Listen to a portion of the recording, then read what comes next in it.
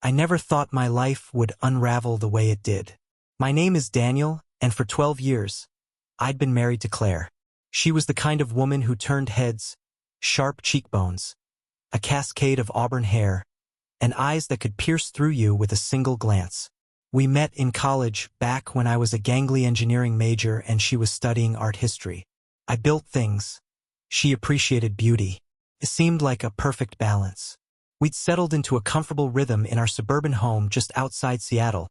2 cars in the driveway, a golden retriever named Max, and a shared dream of starting a family someday.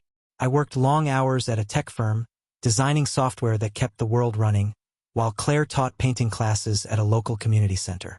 Life wasn't perfect, but it was ours. The first crack appeared on a Tuesday in late February. I'd come home early, a rare treat after wrapping up a project ahead of schedule. The house was quiet. Max sprawled out on the living room rug, his tail thumping lazily as I dropped my keys on the counter. Claire wasn't home. Her car was gone, and a quick text, "Running errands, back soon," popped up on my phone. Nothing unusual, I told myself. She often dashed out for art supplies or groceries, but something felt off. Maybe it was the way the air hung too still, or the faint scent of her perfume lingering in the kitchen, sharper than usual, like she'd just been there. I decided to surprise her.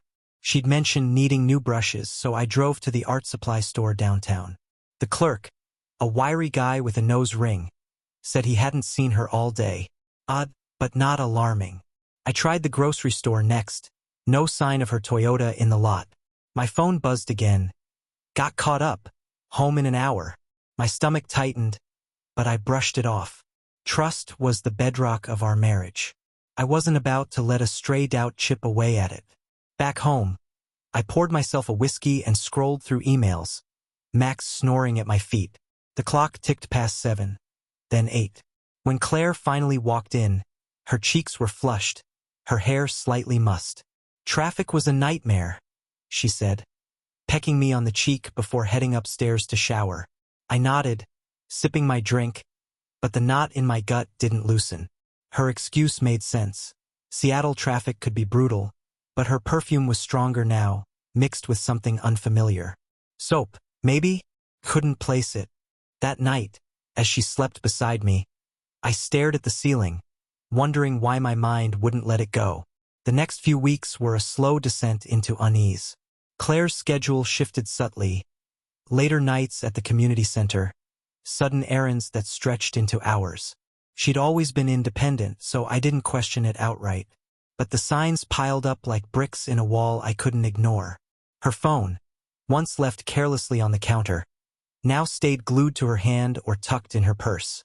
She laughed more at texts I couldn't see, her fingers dancing over the screen before she'd catch me watching and slip it away. "Just a meme from the girls," she'd say, her smile too bright, too practiced. I started paying attention. One evening, she said she was meeting her friend Rachel for drinks. I called Rachel on a whim. Her confusion crackled through the line. "Claire? No, I haven't seen her in weeks." My heart thudded as I hung up, the lie sinking in. When Claire came home, smelling faintly of cedar and something musky, I asked how Rachel was. She didn't miss a beat. "Oh, same old Rachel, complaining about her boss." I nodded, my jaw tight, and let it drop. Confrontation wasn't my style, not yet. I dug deeper. Her laptop, left open one morning, showed a browser history wiped clean. Suspicious, but not proof. Then came the receipt. Tucked in her coat pocket, crumpled and forgotten. A coffee shop tab for 2 lattes and a croissant, dated last Thursday when she'd claimed to be at work. The shop was 30 minutes from the community center, nowhere near her usual haunts. I held that slip of paper, my fingers trembling, and felt the first real stab of betrayal. She wasn't just drifting. She was hiding something, someone. I installed a tracking app on her phone. It was a line I never thought I'd cross, but doubt had turned to desperation. The next day, while I sat in a meeting, my phone pinged. Her dot wasn't at the community center. It was at a hotel downtown. My breath caught, the room spinning as I stared at that blinking icon. I told myself it could be innocent, A meeting, a class, but the coffee receipt burned in my memory. I left work early, drove home, and waited. When she walked in, her eyes flickered with surprise before settling into a smile. "You're home early," she said. I just nodded, watching her move through our house like nothing had changed. The hotel became a pattern. Twice more that week, her dot lingered there midday when she should have been teaching. I didn't confront her. I needed evidence, something concrete to shatter the illusion I'd clung to. So I followed her. Friday afternoon, I called in sick, parked a block from the community center, and waited. Her Toyota pulled out at 2 p.m., weaving through traffic toward the city. I trailed at a distance, my hands slick on the steering wheel. She parked at the Marriott, strode inside with a confidence that gutted me. Head high, purse swinging, like she belonged there. I waited 10 minutes, then slipped into the lobby. The place was busy. Business travelers, tourists, a hum of chatter. I spotted her at the elevator, her back to me, stepping in with a man. He was tall, broad-shouldered, with dark hair and a suit that screamed money. The doors closed before I could see his face. My pulse roared as I took the stairs, guessing floors. On the 5th, I caught a glimpse of them disappearing down the hall, her hand brushing his arm. I didn't follow further. Couldn't. Not yet. Back in my car, I sat there, numb. The man's silhouette haunted me. Someone she knew, someone she'd chosen over me. I drove home, poured another whiskey, and pulled up her phone records online. A number popped up, repeated calls and texts, one she'd never mentioned. I Googled it, registered to a Mark Ellison, a real estate developer with a slick website and a smug headshot. The pieces clicked. Cedar cologne, expensive suits, a life I couldn't compete with. That night, Claire came home late again, humming as she kicked off her shoes. I asked how her day was. "Fine," she said, avoiding my eyes. I didn't push. The rage was building, but I needed a plan. Mark Ellison. I couldn't stop digging. His LinkedIn showed a career of climbing ladders, million-dollar deals, a penthouse in Belltown, a reputation as a charmer. Claire's type, I realized, in a way I'd never been. I was steady, reliable, he was flash and ambition.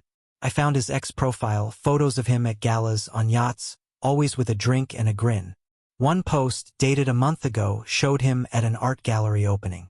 In the background, blurry but unmistakable, was Claire, laughing in a dress I didn't recognize. I tracked their movements. The hotel visits aligned with his schedule, lunches when he wasn't at client meetings, afternoons when his office calendar was clear. I hacked into her email, another line crossed, and found deleted messages. "Can't wait to see you," he'd written. "You're my escape," she'd replied. My escape. The words seared into me. I wasn't enough. Our life, our home, our dog, our quiet nights, wasn't enough. I hired a private investigator, a grizzled guy named Paul who smelled like cigarettes and didn't ask questions. He tailed them, snapped photos. Claire and Mark at a cafe, her hand on his, them entering his penthouse, her coat draped over his arm. The images landed in my inbox a week later, each one a dagger. Paul called me that night. "You sure you want to keep going?" he asked. "This doesn't get prettier." I told him yes. I needed it all. Claire noticed my distance. "You okay?" she asked one morning, her tone casual but her eyes sharp. I said I was stressed from work. She bought it or pretended to. That afternoon, her dot hit the hotel again. I stared at my screen, the whiskey bottle half empty beside me, and decided it was time to act.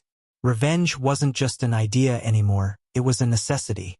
The plan took shape over days, fueled by sleepless nights and a cold, calculated fury. I didn't want to just confront her. I wanted to dismantle her world, piece by piece, the way she'd dismantled mine. Mark Ellison was the key. He had more to lose. A career built on reputation. A life polished for public consumption. Claire was my wife, but he was the catalyst.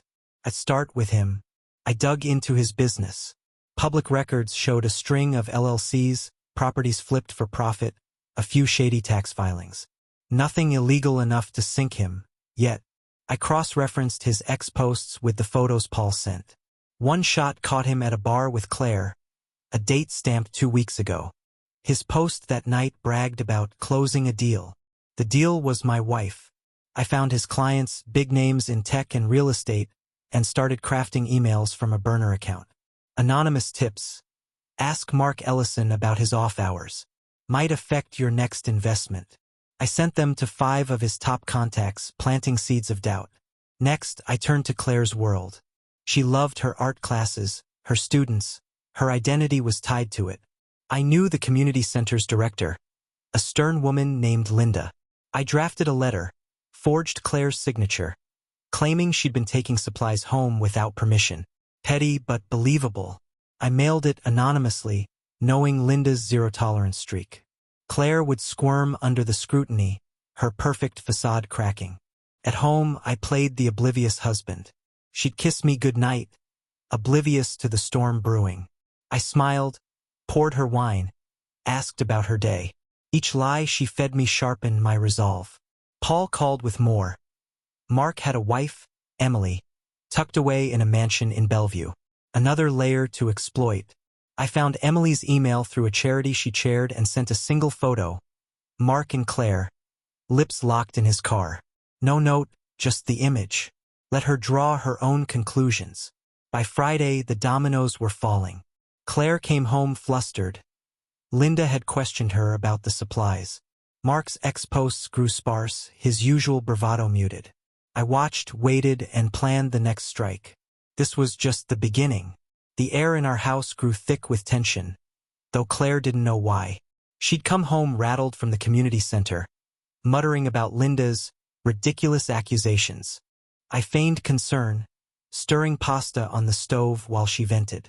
"I don't know who'd say something like that," she said, her voice tight. I shrugged, keeping my face neutral. People can be petty. Inside, I felt a dark satisfaction. Her discomfort was a small taste of what I'd endured, but it wasn't enough. The real blow was still coming. Mark's world was starting to fray too. My anonymous emails had hit their mark. One of his clients, a tech mogul named Victor Hensley, had pulled out of a deal. I'd seen it on a business forum. Hensley cuts ties with Ellison Properties. Rumors of unprofessional conduct. Mark's ex-account stayed quiet, but I pictured him scrambling, his polished life smudged by doubt. Emily, his wife, hadn't responded to my photo, but I knew she'd seen it. A Bellevue gossip blog hinted at trouble in paradise for the Ellison household. Seeds planted, roots spreading. I kept digging into Mark. Paul, my PI, delivered a goldmine. A USB drive with audio from a bug he'd planted in Mark's car. I listened late at night, Max asleep beside me, the house silent. Claire's voice crackled through my headphones, soft, teasing, promising Mark a weekend away. "Daniel's clueless," she said, laughing. "He thinks I'm at a retreat." Mark chuckled, his tone smug. "Good. Let him keep building his little apps." The casual cruelty of it. My life reduced to a punchline, lit a fire in me. I saved the file, a weapon for later. At home, I tightened the screws. I accidentally left my laptop open one morning. A fake email from a colleague visible. "Heard Claire's been cozying up to some developer. You okay?" She saw it before I caught her, slamming the screen shut. Her eyes widened, then narrowed. "What's this?" she demanded. I played dumb. "Just office gossip. Ignore it." But the seed was planted. She knew whispers were spreading. That night, she barely spoke, her phone buzzing unanswered in her purse. I sipped my whiskey, watching her squirm. Claire's unraveling accelerated. The community center suspended her pending an investigation into the missing supplies. She stormed in that evening, slamming her bag on the counter. "They're treating me like a thief," she snapped. I murmured sympathies, pouring her a glass of wine, but my mind was elsewhere. Linda had called me earlier. Claire's forged letter had worked better than I'd hoped. "We take this seriously," Linda said. "She might not come back." I thanked her, voice steady, while my pulse raced with grim triumph. Mark's downfall gained momentum too. Another client bailed and his ex-profile vanished, deleted, I assumed, to dodge the growing scrutiny. I sent Emily a second photo, this one from Paul's stash. Mark and Claire in a hotel lobby, her arm looped through his. I added a line. Ask him about the Marriott. Emily's silence didn't matter. The damage was done. Paul reported seeing her at a lawyer's office in Bellevue. Divorce papers, maybe. Mark's perfect life was crumbling, and I hadn't even shown my hand. I escalated at home. Using a burner phone, I texted Claire, I know about Mark. End it or everyone will. She read it while we watched TV, her face paling as she fumbled to hide the screen. Who's that? I asked casual. Spam, she muttered, excusing herself to the bathroom. I heard the faucet run, masking whatever call she made. When she returned, her smile was forced, her eyes darting. She was scared, good. That night I checked the tracker. Her dot stayed home, but her phone records showed a flurry of calls to Mark. They were panicking together. I met Paul the next day in a diner, rain streaking the windows. He slid me more photos. Mark arguing with a man in a suit outside his office. Claire leaving the hotel alone, her expression grim. They're cracking, Paul said, lighting a cigarette. What's your endgame? I didn't answer. The endgame was total ruin, hers, his, theirs. I thanked him and drove home, the USB audio replaying in my mind. Clueless, she'd called me. Not anymore. The next phase was psychological. Claire's suspension left her restless, pacing our house like a caged animal. I fed her paranoia. I'd hum off-key while cooking, drop vague comments. Heard some guy got fired downtown today, and watch her flinch. One morning, I left a hotel keycard on the counter, a prop I'd bought online. She found it, froze, then asked, What's this? I frowned, feigning confusion. Must have picked it up by mistake. Weird. Huh. She nodded, but her hands shook as she poured coffee. She thought I knew. Maybe not everything, but enough. Mark's empire teetered. A third client dropped him, and a local paper ran a story. Ellison Properties faces turmoil amid personal scandal. No names, but the timing was too perfect. I mailed copies to his office, his home, his gym, everywhere he'd see them. Emily finally acted. Paul caught her moving boxes out of their mansion, her face stony. I sent her the audio file next, labeled Mark and His Escape. Let her hear Claire's voice, her betrayal laid bare. I wanted Mark to feel the walls closing in from every side. Claire's lies grew sloppy. She claimed a girl's night, but came home smelling of cedar again, her lipstick smudged. I didn't call her out. Instead, I hacked her email again, forwarding her messages with Mark to Linda, tagged, This why she's distracted? The center fired her the next day. She cried in our bedroom, blaming jealous coworkers. I held her, murmuring comfort, while my mind churned with the next step. Her job was gone. Her affair was fraying. Time to tighten the noose. That night, I left the burner phone visible. A new text queued, I have photos. Meet me tomorrow or they go public. She found it while I showered, her gasp audible through the door. When I emerged, she was pale, clutching her own phone. Something wrong? I asked. She shook her head, but her eyes betrayed her. She was trapped, and I was the hunter she didn't see. Claire broke first. The next morning, she didn't leave the house, didn't even dress. She sat at the kitchen table, staring at her coffee, her phone silent for once. I kissed her forehead, said I'd be late at work, and left. From my car, I watched her dot on the tracker. It moved an hour later, darting to Mark's penthouse. Perfect. Paul was ready, cameras set, audio rolling. He texted me updates. Claire pounding on Mark's door, her voice shrill. Mark shouting back, It's over, Claire. Emily knows. She left in tears, her Toyota peeling out. I struck while she was raw. Back home, I found a printed email. Another fake. This one from Mark. Claire, you're a liability. I'm done. I left it on the couch, crumpled like she'd dropped it.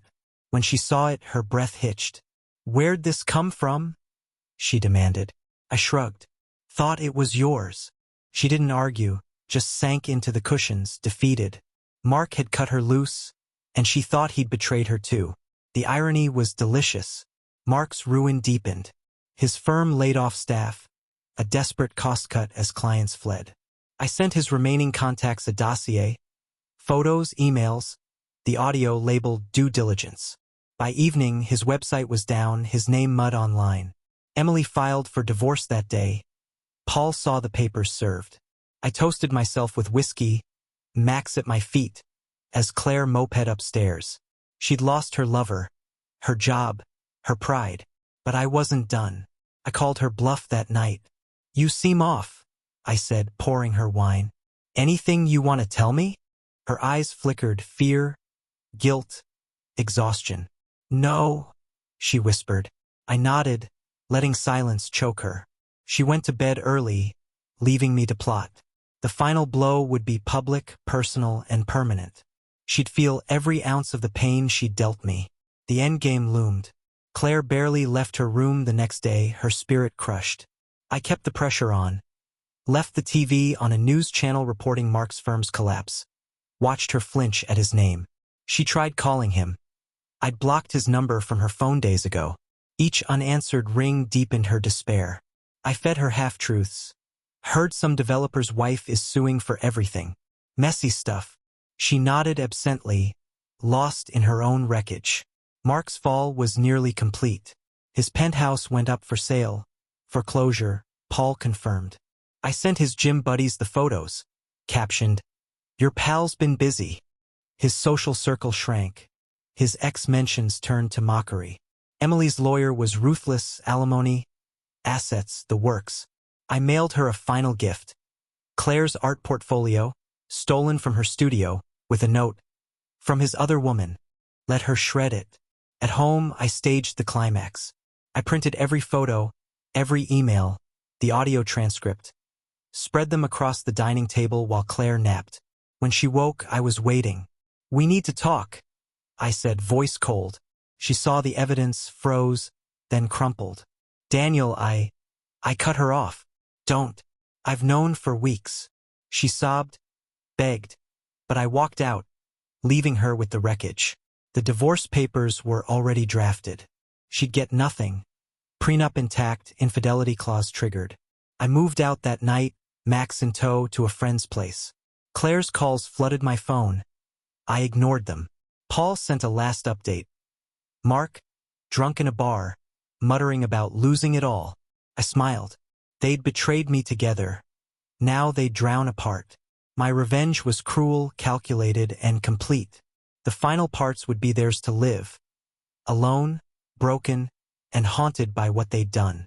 The aftermath settled over me like a cold fog as I unpacked at my friend Jake's spare room. Max padded around, sniffing the unfamiliar space, while I sipped coffee and stared at the divorce papers I'd left with my lawyer. Claire's world had imploded. She'd lost her job, her lover, her marriage, all in a matter of weeks. I'd orchestrated it meticulously, and yet the victory felt hollow. The rage that had fueled me was ebbing, leaving behind a quiet ache. But I wasn't done, not quite. There were loose ends to tie, and I wanted her to feel the weight of them.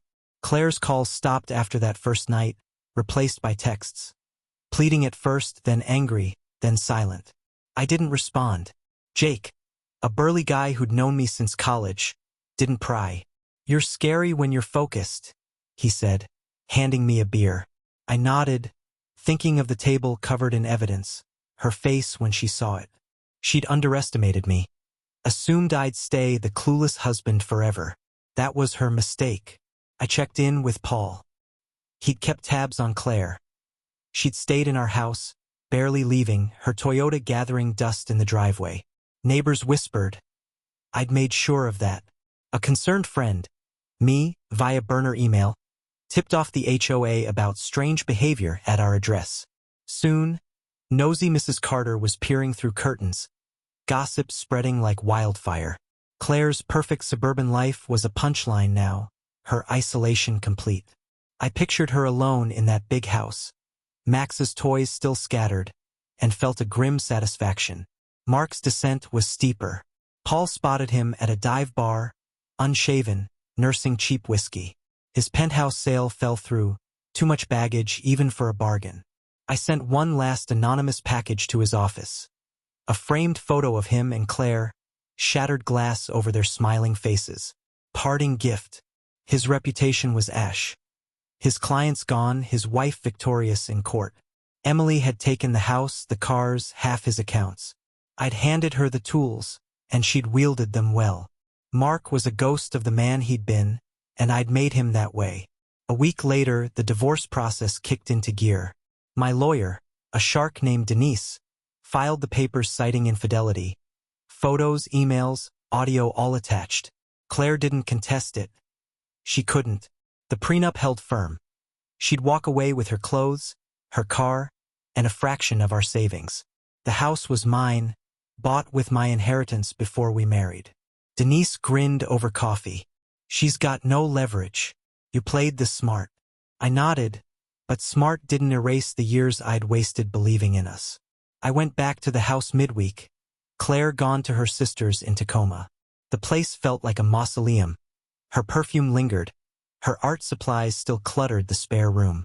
I boxed it all, donated it to a thrift store. Max's leash hung by the door. I left it, a small tether to what we'd had.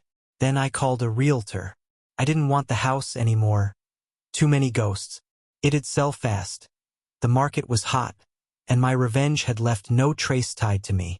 Claire would hear about it, another brick on her chest. Her sister, Beth, called me that night, voice sharp. You destroyed her, Daniel. She's a mess. I stayed calm. She destroyed us first.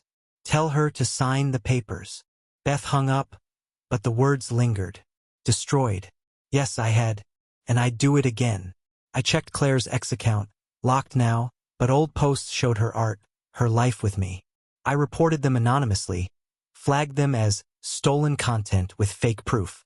The account vanished by morning. Another piece of her erased. Mark hit rock bottom that week. Paul sent a photo, him slumped on a park bench, a bottle in a paper bag. His firm folded officially, bankruptcy filed, assets seized. I mailed his ex-clients a final note. Ellison's done. Move on. They already had, but I wanted him to know I'd buried him. Emily's divorce settlement hit the news, millions, plus the mansion. She'd won, thanks to me. I toasted her silently, a stranger who'd unknowingly joined my war. Claire signed the papers 2 weeks later, delivered by courier to Beth's. Denise called me triumphant. It's over. You're free. Free. The word felt strange. I drove to the house one last time, keys in hand for the realtor. The for sale sign was up, a young couple already touring the place. They didn't know its history, didn't need to. I walked through, memories flashing. Claire laughing in the kitchen, Max chasing his tail. I locked the door behind me, left the past inside. She tried reaching out once more, an email this time. I'm sorry, Daniel. I never meant. I deleted it unread. Sorry didn't undo her choices, didn't unmake the nights I'd spent plotting her ruin. Paul confirmed she'd moved into a cramped apartment downtown, jobless, friendless. The community center blacklisted her. Linda's wrath was final. I'd stripped her of everything she'd valued, her art, her status, her escape with Mark. She was a shell and I'd hollowed her out. Mark's fate sealed itself. A DUI arrest hit the local blotter. Caught weaving through traffic, breathalyzer triple the limit. His mugshot showed a man undone. Bloodshot eyes, hollow cheeks. I didn't need to push anymore. He'd finished the job himself. Emily sold the mansion, moved east. I sent her a last anonymous note. You're welcome. She'd never know me, but she'd felt my hand in her victory. Mark's name faded from headlines, a footnote in his own collapse. I settled into Jake's permanently, a new job offer on the table, remote, better pay. Max adjusted, tail wagging again. Life moved forward, but I kept tabs. Claire's apartment building had a public webcam nearby. I'd watch sometimes, see her shuffle out for groceries, head down. She'd aged a decade in months. I didn't pity her, just observed, a scientist with a failed experiment. My revenge had worked too well. Months passed, the house sold, proceeds in my account. I bought a condo near Jake's, minimalist, clean, a fresh start. Max loved the balcony, barking at pigeons while I worked. Colleagues congratulated me on dodging a bullet with Claire. I smiled. Let them assume. The truth was uglier and mine alone. I'd won, but the cost was a part of me I couldn't reclaim. Trust, maybe, or the man I'd been before her lies. Claire's life stayed small. Paul, still on retainer, sent occasional updates. She'd taken a cashier job at a gas station. Her art untouched. Her ex account never returned. Her old students forgot her. Beth cut ties, tired of her sister's self-pity. I heard through a mutual friend she'd started therapy, blaming me for her spiral. Good. Let her wrestle with it. I'd given her the mirror she'd refused to face. Mark vanished from the grid. Paul tracked him to a halfway house, then lost the trail. Rumors said he'd left the state, chasing odd jobs, a shadow of his former self. His ex-posts, once brash, were archived by trolls mocking his fall. I didn't care where he landed. His ruin was enough. Emily thrived, remarried to a doctor, her life rebuilt. My silent alliance with her had paid off, a collateral win. I met someone new, Lydia, a quiet accountant with a dry wit. We took it slow, Max approving with sloppy kisses. She didn't ask about Claire. I didn't offer. The past stayed boxed, a lesson in precision and retribution. Late at night, I'd sip whiskey, replay the steps, emails, photos, the slow bleed of their lives. It wasn't joy I felt, but closure. They'd paid and I'd collected. A year later, I saw Claire by chance. I was downtown, grabbing coffee, when she crossed the street. Thin, hair dull, a plastic bag of groceries dangling from her hand. She didn't see me, didn't look up. The gas station logo on her shirt was faded. Her posture slumped. I watched her shuffle into her building, a stranger in her own story. Could have felt guilt, but didn't. She'd chosen Mark, chosen deceit. I'd chosen justice, cold and sharp. Mark surfaced once more, a blip on a news site, arrested for petty theft in Oregon, a bottle of gin in his coat. His mugshot was worse. Gaunt, graying, a man erased. I saved the article, a final trophy, then deleted it. He didn't deserve space in my head. Emily sent a thank you note to an old burner email, guessing my role, maybe. Whoever you are, I owe you. I smiled, trashed it. Her happiness was incidental. Lydia and I grew closer, talks of a trip abroad brewing. Max turned gray at the muzzle, still my anchor. The condo felt like home, the past a distant echo. Claire and Mark were footnotes, their lives unmade by their own hands and mine. I'd crafted a revenge so thorough it left no room for regret. They'd betrayed me and I'd buried them. The story was over, and I was the only one left standing.